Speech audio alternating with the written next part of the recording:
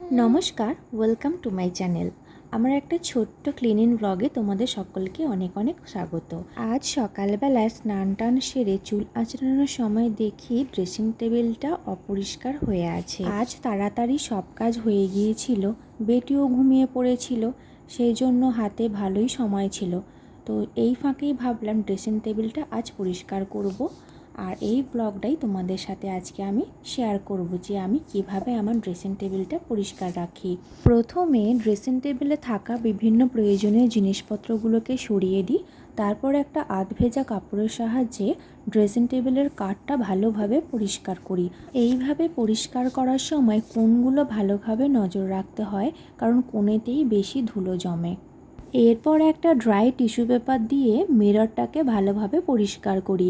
তো আজ আমি কলিন ব্যবহার করিনি, যেহেতু আমি ড্রেসিং টেবিল এক সপ্তাহ ছাড়া ছাড়াই পরিষ্কার করি, সেই জন্যই পুরো ড্রেসিং টেবিলটা মুছে নেওয়ার পরে যে জিনিসগুলো থাকে সেইগুলোকে এবার পরিষ্কার করতে বসি। এই সফট টয়েসগুলো একটু ঝাড়লেই ধুলোগুলো ঝরে যায়, আর বাকি যে জিনিসপত্রগুলোতে ধুলো থাকে সেইগুলো একটা শুকনো কাপড়ের সাহায্যে শুধুমাত্র মুছে নিই।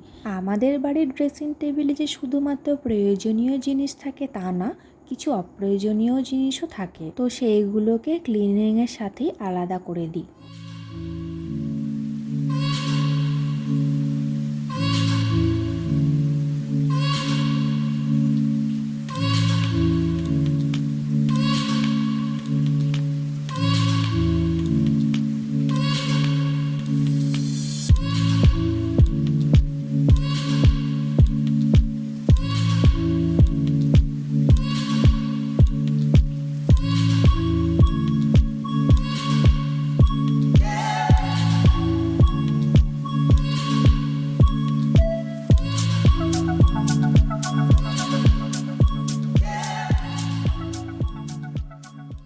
এখানে আমি আবার ড্রেসিং টেবিলটাকে নতুনভাবে সাজাচ্ছি। সফট টয়েসগুলো যেখানে ছিল সেখানে রাখছি, আর বাকি যা যা জিনিসপত্র যেখানে ছিল সেখানে রেখে দিচ্ছি।